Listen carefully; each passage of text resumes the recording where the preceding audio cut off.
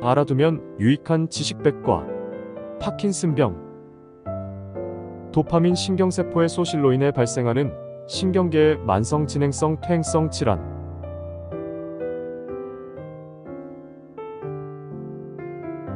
파킨슨병. 진료과: 신경과 신경외과, 재활의학과. 관련 신체기관: 뇌. 정의: 파킨슨병은 치매 다음으로 흔한 대표적인 퇴행성 뇌 질환입니다.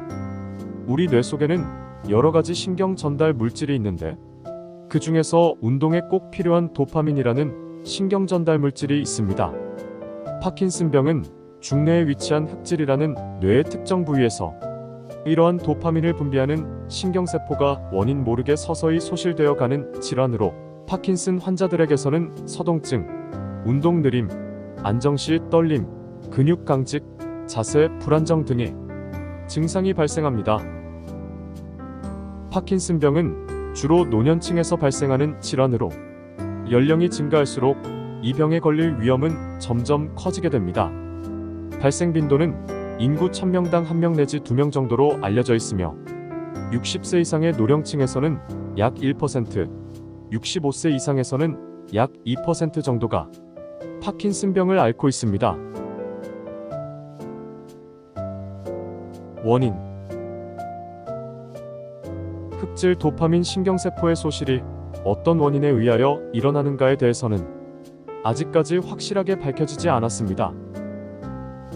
일부 파킨슨 환자는 파킨슨병의 가족력이 있는 경우가 있고 이러한 가족들 중 일부에서는 유전자 이상이 발견되기도 하였으나 대부분의 환자에서는 가족력 및 뚜렷한 유전자 이상 없이 파킨슨병이 발생하며 환경적 영향이나 독성 물질이 파킨슨병의 발병 원인이 된다는 연구 결과도 있으나 대부분의 파킨슨병 환자에서는 아직 파킨슨병의 발병 원인을 알 수 없습니다. 증상: 파킨슨병의 주 증상은 서동증, 운동 느림, 안정시 떨림, 근육 강직 등의 운동장애입니다. 파킨슨병은 적절한 치료를 받지 않으면 운동장애가 점점 진행하여 걸음을 걷기가 어렵게 되고 일상생활을 전혀 수행할 수 없게 되기도 합니다. 서동증은 움직임이 느린 상태를 의미하며 걸음이나 손동작이 느려지는 외에도 말이 느려지고 얼굴 표정이 없어지며 세수, 화장, 목욕, 식사, 옷 입기 등 일상생활의 여러 동작이 느려지게 됩니다. 파킨슨병은 왼쪽 또는 오른쪽 어느 한쪽에서 먼저 시작되는 경우가 많아 환자들이 보행 시 한쪽 팔을 덜 흔드는 것이 관찰되는 경우가 많습니다. 안정시 떨림는 힘을 빼고 있는 팔에서 규칙적인 떨림으로 나타나며 초기에는 본인은 손떨림을 인지하지 못하는 경우도 있습니다. 팔을 들거나 손으로 물건을 잡으면 즉시 떨림이 없어지는 경우가 많습니다. 일반적으로 사람들이 보행 시에는 팔에 힘을 빼고 있기 때문에 보행 시에 안정시 떨림이 관찰되는 경우도 많습니다. 또한 많은 환자들에서 자세가 구부정해지고 걸음의 보폭이 좁아져 종종 걸음이 생깁니다. 병이 더 진행하는 경우 균형장애가 발생하여 자주 넘어지게 됩니다. 파킨슨병은 아주 서서히 시작되어 조금씩 진행되기 때문에 언제부터 병이 시작됐는지 정확하게 알기 어렵습니다. 파킨슨병의 세 가지 중요한 특징적인 증상, 서동증, 안정시 떨림, 근육 강직이 나타나기 수년 전부터 다른 막연한 증상들을 호소하는 환자들이 많습니다. 즉 계속되는 피곤함, 무력감, 팔다리의 불쾌한 느낌, 기분이 이상하고 쉽게 화내는 등의 증상들이 나타날 수 있습니다. 걸음걸이나 자세가 변하고 얼굴이 무표정해지는 것을 먼저 느낄 수도 있고 우울증, 소변장애, 수면장애 등의 증상이 나타나기도 합니다. 그 밖에 뒷목이나 허리의 통증 등이 초기에 나타날 수 있고 글씨를 쓸 때 글자의 크기가 점차 작아지거나 말할 때 목소리가 작아지는 것을 이유로 병원을 찾는 경우도 있습니다. 또 걸을 때 팔을 덜 흔들고 다리가 끌리는 느낌 등으로 병원을 방문하여 파킨슨병을 발견하는 경우도 있습니다. 위에서 설명한 바와 같이 파킨슨병에서 주로 나타나는 증상들은 운동 기능과 관련된 것들이 많습니다. 하지만 이외에도 다른 계통의 이상 증상들이 자주 동반됩니다. 이러한 증상을 비운동성 증상이라고 부릅니다. 비운동성 증상에는 자율신경계 증상, 기립성 저혈압, 소변장애, 성기능장애, 침 흘림, 삼킴장애, 변비, 인지기능장애, 경도인지장애, 치매, 우울, 불안, 충동조절장애, 정신과적 증상, 환각, 망상, 수면장애, 렘수면장애, 불면증, 낮 동안의 졸림, 통증, 피로, 후각장애 등이 있습니다. 진단, 검사. 파킨슨병의 진단에는 전문의의 병력 청취와 신경학적 검사가 가장 중요합니다. 그 밖에 뇌질환의 진단에 많이 이용되고 있는 MRI나 CT 등의 기타 검사들은 대부분 보조적인 수단으로 파킨슨병 자체를 진단하는 목적보다는 파킨슨병과 혼동될 수 있는 다른 질환을 감별하기 위한 목적으로 이용됩니다. 파킨슨병의 임상 증상으로 주로 서동증, 안정시 떨림, 근육 강직 등이 운동장애 증상이 특징적이기는 하지만 앞에서 말씀드린 대로 초기 증상 중에는 여러 가지 막연한 증상들이 많기 때문에 초기에 파킨슨병으로 진단하기가 어렵습니다. 특수한 화학물질을 이용한 SPCT 검사라든지 PET 등의 보조적인 진단 검사가 있지만 파킨슨병을 진단하는 데는 현재로서 환자분들의 특징적 증상에 대한 병력 청취와 함께 전문의의 신경학적 검사 소견이 가장 정확하다고 할 수 있습니다. 대부분의 파킨슨병은 도파민 약제 투여에 의하여 증상이 많이 호전되는데 이러한 도파민 약제 투여에 의한 증상 호전의 유무가 파킨슨병을 확진하는데 도움이 되기도 합니다. 치료. 파킨슨병의 치료법은 현재 여러 가지가 개발되어 있습니다. 이들 중에서 어떠한 치료법을 선택해야 하는가는 환자 스스로 결정할 수는 없고 신경과 전문의조차 때로는 아주 고민하게 되는 문제입니다.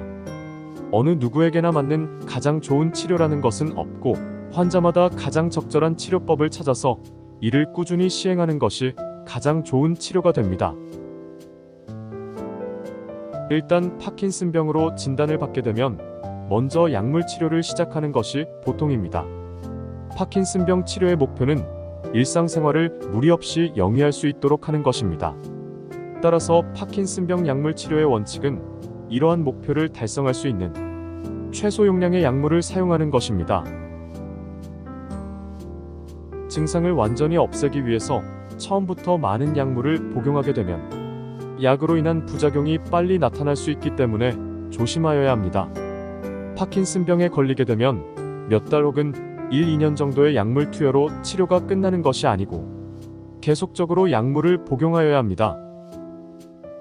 따라서 초기에 장기적인 치료 계획을 설정하여 이에 맞추어 치료를 해나가는 것이 반드시 필요합니다. 또한 시간이 지나면서 환자의 상태가 변하게 되면 당시의 상태에 가장 적합한 치료법을 찾아나가야 합니다.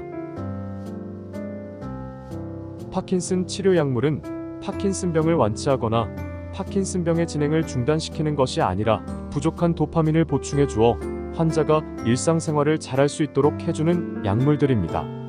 아직까지 도파민 신경세포를 재생시키거나 도파민 신경세포의 소실을 정지시키는 약물은 개발되어 있지 않습니다.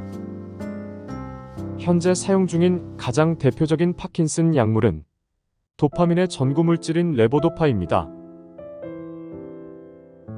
레보도파는 위장관에서 흡수되어 뇌로 이동한 뒤 도파민으로 변환되어 파킨슨 환자의 뇌에서 부족한 도파민을 보충해주게 됩니다.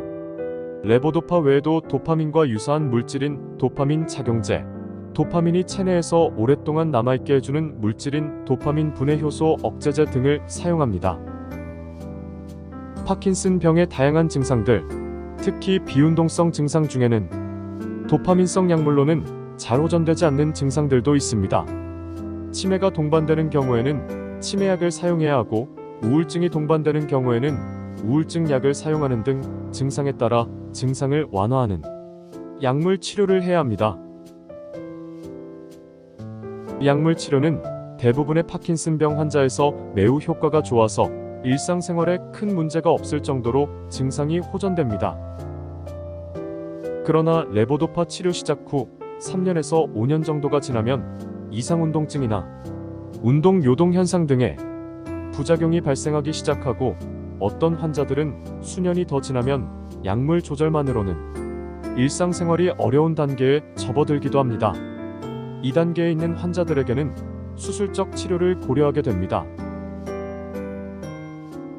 현재 가장 많이 시행되고 있는 수술적 치료는 뇌신부 자극수루로 뇌의 특정 부위에 전극을 삽입한 뒤 이를 체내에 이식된 전기자극기에 연결하여 뇌의 특정 부위를 지속적으로 전기 자극하는 치료법입니다.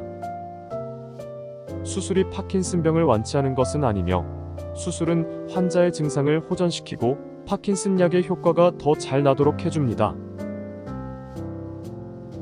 하지만 증상이 심하고 약 효과가 없는 환자들에서 모두 수술은 하는 것이 아니며 수술을 통해 효과를 볼 수 있는 환자를 주의 깊게 선별하는 과정을 거쳐 수술을 하게 됩니다.